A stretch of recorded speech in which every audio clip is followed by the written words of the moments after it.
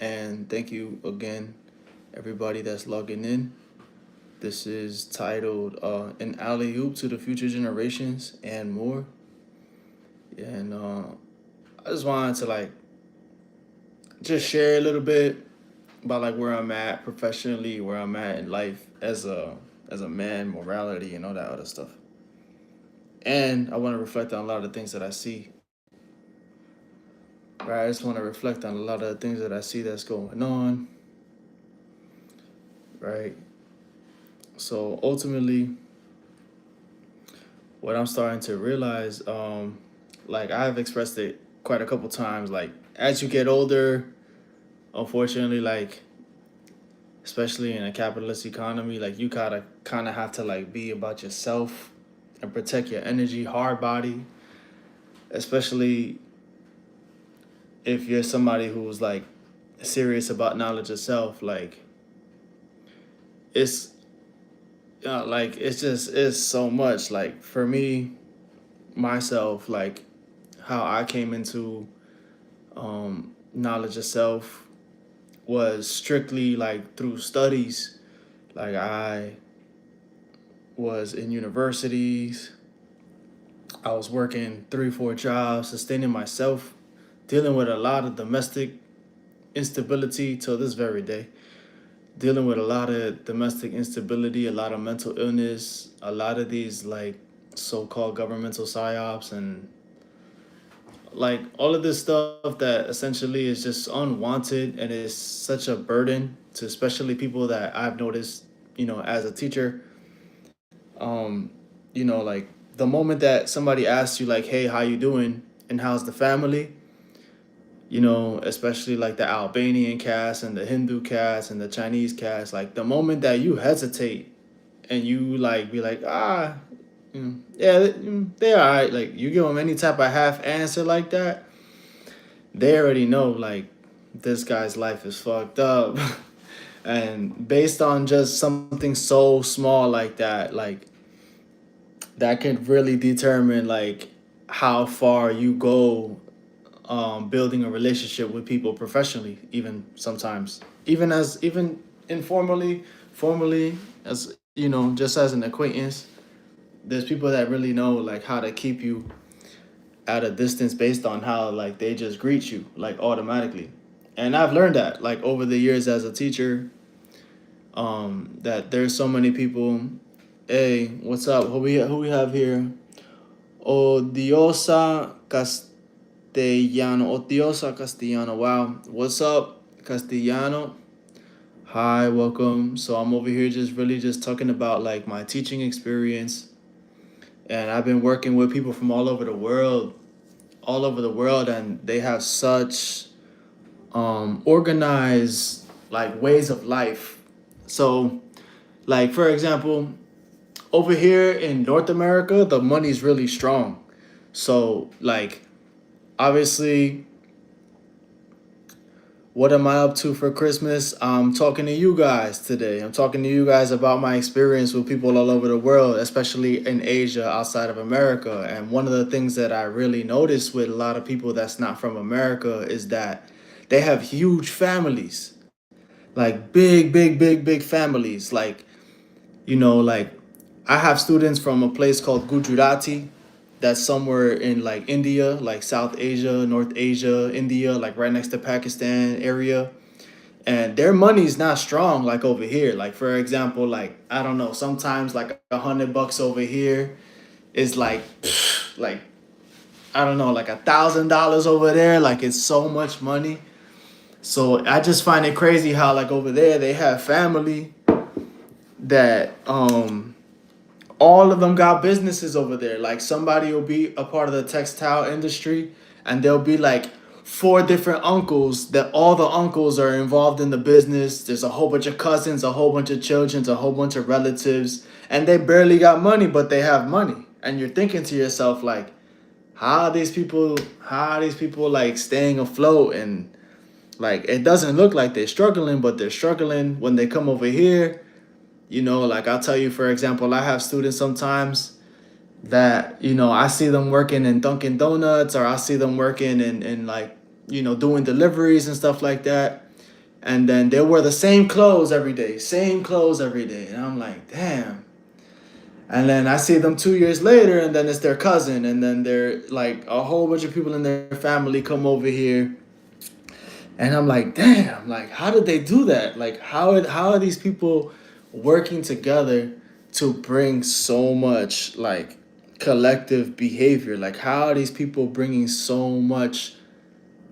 How are these people doing it? So that's one thing that's left me like really amazed. I left like an interview video that I did like in the summertime with another teacher called Wade's World Traveler. It's called English and Education. And I remember saying in the interview like that people from other places in the world, alhamdulillah, salam alaikum, hey, right? A lot of people from other places in the world, right? They say like, you know, that they have like wafdaris or they have wafs. Uzbekistan, wow, man, that's beautiful. That's beautiful. Salam alaikum. Salam alaikum. That's really beautiful. Mashallah to you, man. Shukran jazila. Right. So I have students all the time that's talking to me about the wafs. They talking to me about the waf. They talking to me about the wafdari. So what I've been taught that is in English is time, loyalty, and trust, right? And that's something that over here a lot of Americans they have a lot of American people they have a problem with like um trusting people, and there's a lot of individualism over here. There's so much individualism. And this is something that's made me really realize that like my students especially from Asia, they have so much more community. They have so much more unity. I'm not saying that they perfect. There's obviously a lot of stuff that they deal with that's like so shady. Like over here in the Americas, there's so much shady stuff that's happening.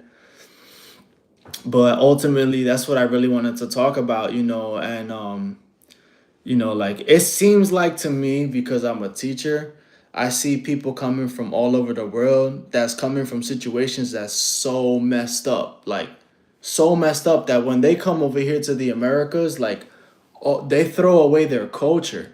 Like for example, a lot of like Islamic women and a lot of Hindu women, right? Like they come to America, especially like New York or like Chicago, and when they get here, in 2 3 years they don't even wear the hijab no more.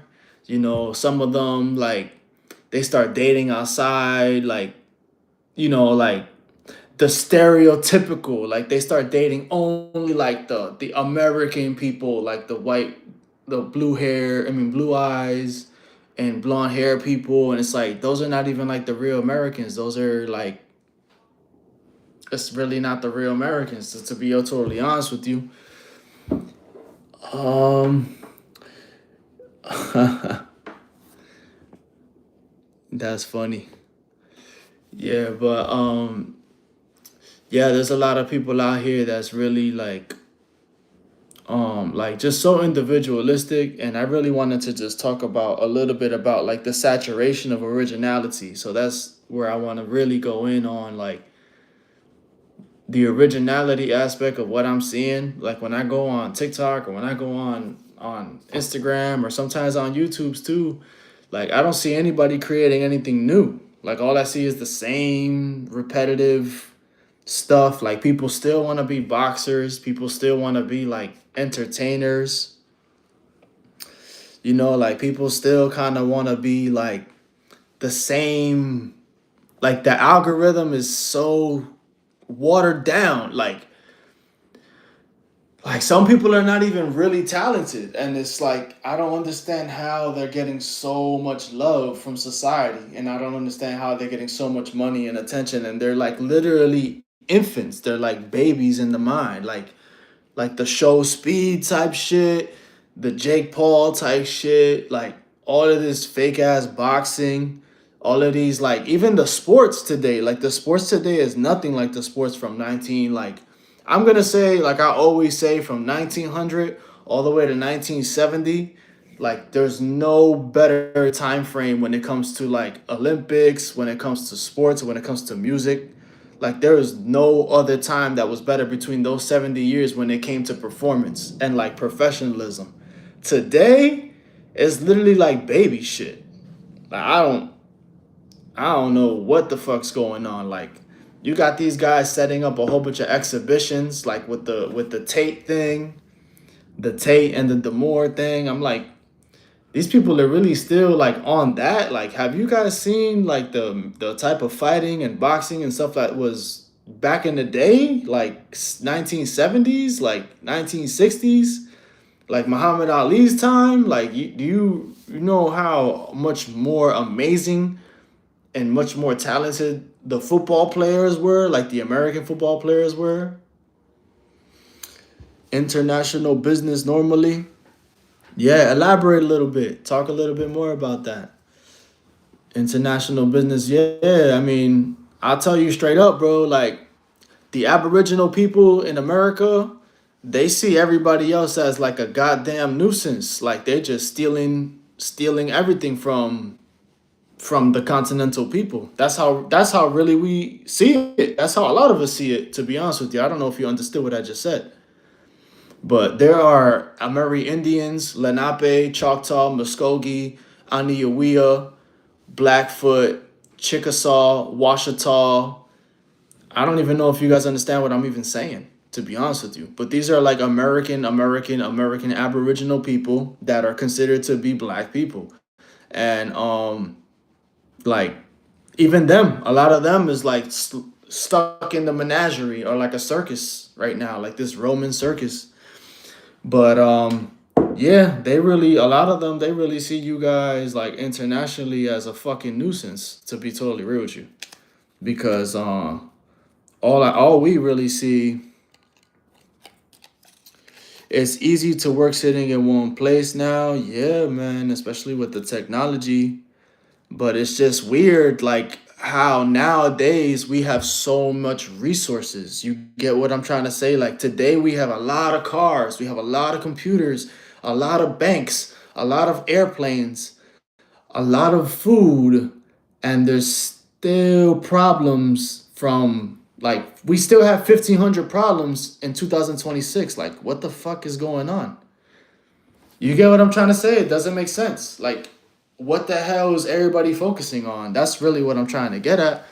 Like, yeah, it's good to live your life and to sit in one place. You know, it's very easy to have a good life now, but why do you need to have 700 pairs of shoes and four cars and seven houses? Like, who the fuck? Like you can only do all of those things one time at a time. You get what I'm trying to say? Like, if I have six or seven pairs of shoes, okay, that's cool. But then you got people today that like you go to their house and it's like 500 pairs of shoes. It's like four different fucking houses, like five different cars, and you're like just like for example, like the people in my family, right? They're from Cuba. Some of them make $10 a day, bro. Like some of them on the best day, they make $10 a day, and they can't afford shit. Like sometimes they don't even have roofs. Sometimes the water don't work. Sometimes the power goes out. Like they're in third world conditions, and one Corvette or one Ferrari or one Jeep or one Toyota car could change their whole life, financially speaking, like money wise, like $40,000, $20,000, $10,000. That's a huge difference for people that's in Cuba, Haiti, Colombia, Brazil, Ecuador, Paraguay, Uruguay, Honduras, El Salvador, like Panama. There's so many places in South America that these people don't have, like, they don't have shit. And you have people over here, especially in Canada, especially in different states within the United States of America, that's like, they have a lot. They have they have a lot of abundance. And what the fuck are they doing with it? Like, that's what is blowing my mind. I don't know if you guys have answers for that. Here we go. We have Daniel Arevalo 3792. What's up, Daniel Arevalo? How you doing today? Talk to me a little bit. We have Ibroxims. Do you know what RISQ? I don't know what that is, bro. Ibrahim? Nah, I don't. Nah. I don't know like what exactly you're trying to say. Ibrahim is a deep word, bro. Ibrahim is very deep.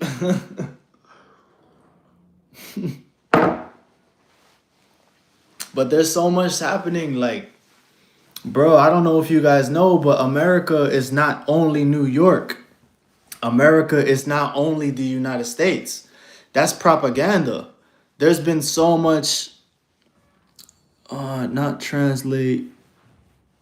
Like, that's like America is a whole piece of land, like all the way up from, I'm gonna draw it real quick, like all the way up to Canada, to Greenland, all the way down to Brazil and Argentina, right? Like I'll show you, like everybody thinks that just this little piece is the United States of America. Everybody thinks that this is America, but this is Canada up here, and Alaska, Alaska over there, and then that will be Cuba. This is Puerto Rico, Florida, and then this is Mexico, and then all of this is South America. Like, I want you guys to know that this whole thing is America, North and South. So everybody in the whole world is literally like under propaganda, and they think that America is the United States, but the United States is not America. Yeah, yeah, America and small United States. Like, they brought the United States over here. Before the United States was here, it was something else. And that's been erased. That's been completely erased from history. Yeah.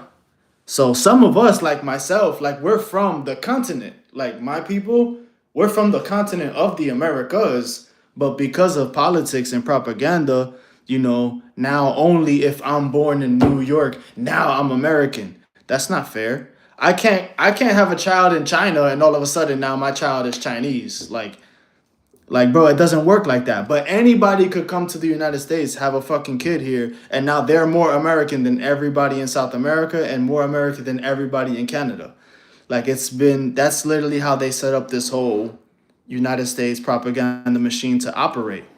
Yeah, people separation, you damn right. They land grabbed a whole bunch of places. Now, this is not the most evil thing that's happened here. Like, there's a lot more dark and evil things that's happening here. Like, there's a lot of, if you put right now in Google, pick any part of the Americas, any part, Texas, California, Mexico, Guatemala, Colombia, Brazil, Canada, put any part in Google, you put any part, woman missing, or you put Brazil, man died today, you put Canadian man died today. You put Texas woman was shot today. You put Colombian woman was shot today. You put Cuban woman was killed today. Today, every 24 hours in the whole continent, somebody's dying.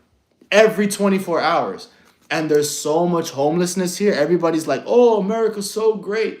Listen, it's only great for business people. It's only great for people that are very, very, very, very rich. Like, very fucking rich. To the point that they don't give a fuck about nobody. They don't care about nobody.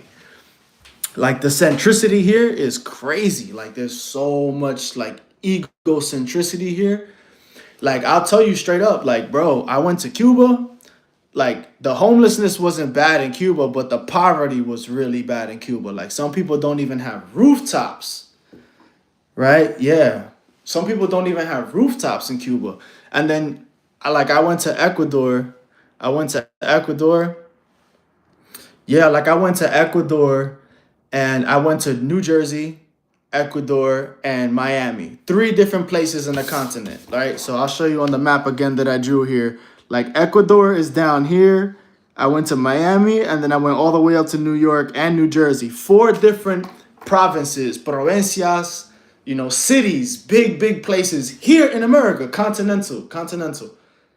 All four places, there were people that was homeless. Like, a lot of people that was homeless, especially, and I have friends that tell me all the time, like over in California, on the West Coast, like Portland, California, Oregon, Washington State, over there, there's mad people that's homeless, bro. A lot of drugs here, like in New York right here in Harlem. I don't know if you guys know where Harlem is, but Harlem is one of the most famous jazz musical neighborhoods in the whole, one of the whole most famous jazz musical places in the world. Like everybody famous that has been to Harlem, New York. Everybody that's famous that you could think of that's been to New York has been to Harlem. Bro, there's so much drugs over there. It's not even funny. Like, I could walk outside. I have videos on my YouTube. I walk outside and you see a bunch of people like just doing drugs on the floor, like dying. Like, I get off the train and I see somebody just laying down on the floor, peeing on themselves. Like, this is the reality of New York, and nobody gives a fuck. And today's Christmas, by the way. There's so many people that I can literally take my phone and go outside right now and I can show you that there's people on Christmas Day that have nowhere to live at all. On Christmas Day. And no food, nowhere to live, but they got drugs though. Like, the drug epidemic over here is like 1980, like the Reagan era. Like, it's really fucking bad. So this is some things that I'm just want to talk about. And it's a little bit of a reality. Like, I'm a teacher by trade, by work, and by profession. And my family is South American and I'm born in North America. So I'm a first generation North American born in the empire of the United States. Like, I'm born in the American empire. But I've always been American because my family's from South America. Nobody's talking about that right now. All you have is Dominicans, Puerto Ricans, you have Haitians, Colombians, Venezuelans, Ecuadorians, all of these people from South America. They fought in so many American revolutions and so many wars, and those people are treated like trash. They're not even considered Americans. As you can see, they're dying every day and they're killing each other. Like, there's drug wars happening all the time. Like, my father's Puerto Rican. Puerto Rico's considered an American United States territory. So, yeah, no matter what, I'm fucking American, no matter what, by blood and by politics. So it's like, even in Puerto Rico, if you put right now on YouTube Puerto Rican people killing each other, you're gonna see it's like Grand Theft Auto, bro. It's like so much violence. It's crazy. You put Memphis, Tennessee, you put Texas, you put Chicago and Philadelphia, bro. I think it's like 12 people a day dying to gun violence. 12 people in one day dying to, like, it's almost as if, like, yeah, the media don't give a fuck. Like, the media's focused on what's happening in Philistine. They're focusing on that. And then they're making the people over here angry. And a lot of those people that's getting angry, they're not even fucking from here. That's what's crazy. Was insane.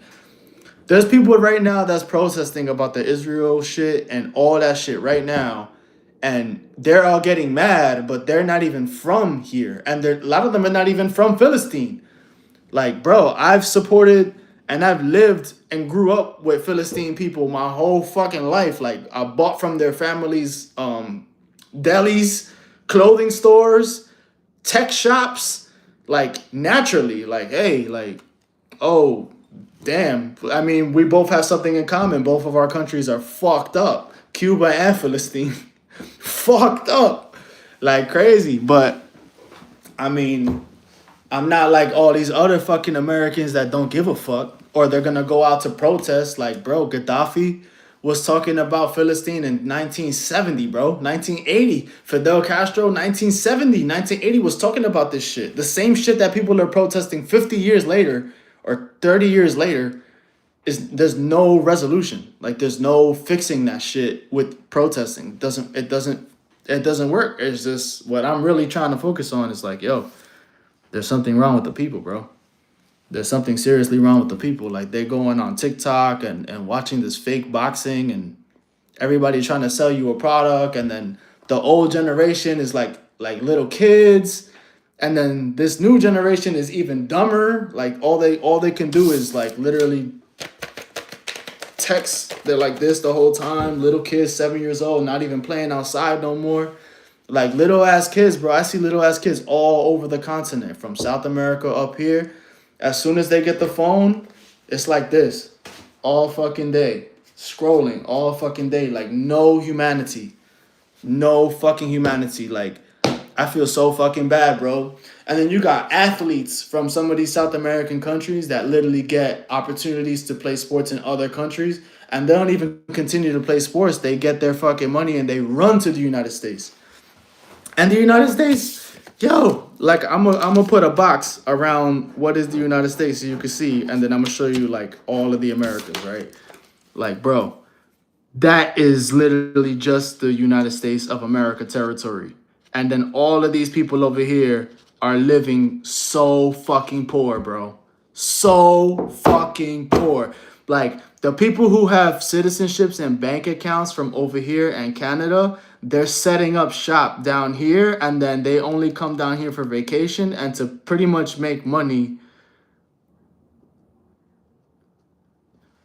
It's ugly at night, beautiful during the day, all over. Wow, that's deep, bro. But yeah, I mean, like, yo, it's just there's so much fucking corruption, man. Like that's the cherry on the top. That's all I can really say is that there's so much fucking corruption. It's crazy, bro. Like, you have people in like these places over here in the islands in America. These are the American islands, by the way. They're gonna say it's the Latinos or all this other shit. Get the fuck out of here, bro. Like, that shit is mad stupid, bro. That shit is mad. It's the Latinos, bro. It's Americans, bro. They're literally South Americans. There's people that's over here literally till this day. Till this day, they have to take horses, like, to go from one place to another. They're stuck in like 1600, bro. It's fucking crazy. It's fucking crazy. I remember I went down to Ecuador in South America, bro, and I had $1, like $1 coin, like a $1 coin, like 99 cents.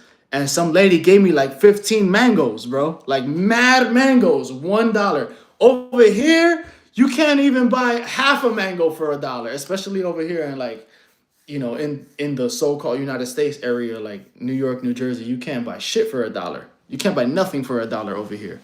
Like, nothing, not a bag of chips, not like maybe a bottle of water. That's about it. Like, but there ain't nothing that you could buy up here. It's like so economically like stressful. It's so stressful. And most people when they come over here, honestly, they don't give a fuck about nobody. They just focus on themselves. You can't even be mad at that though, So this is the type of stuff that I'm seeing, especially me being a teacher and like somebody who like I teach. All I do is literally teach. I teach English, I teach Spanish, right? Like right?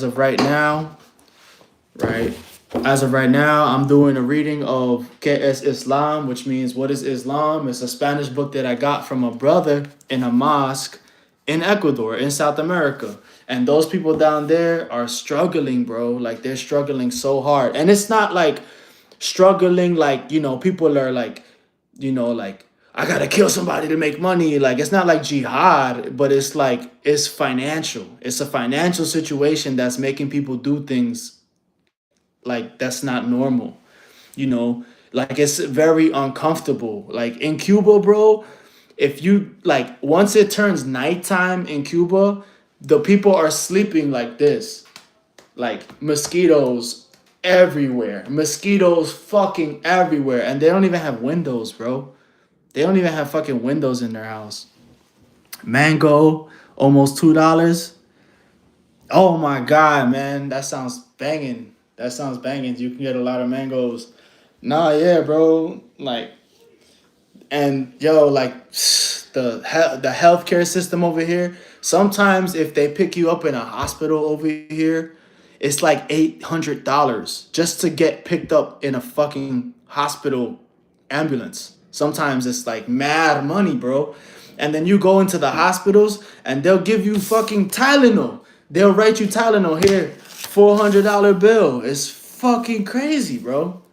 It's fucking crazy. Just to get surgery, sometimes you're gonna pay like $3,000 to get a fucking surgery, like a mini surgery. You break your arm or some shit, you're gonna be paying them bills forever, and then they be sending you bills to your fucking house. Like, Hospitality business, literally, bro. It's funny too, because enfermera in Spanish, enfermera is like doctor or nurse in Spanish, but enferma means sick, and enfermera, it sounds like the person who's making you sick. So yeah, it's like a hospitality business over here in America. They like killing people. It's like, what?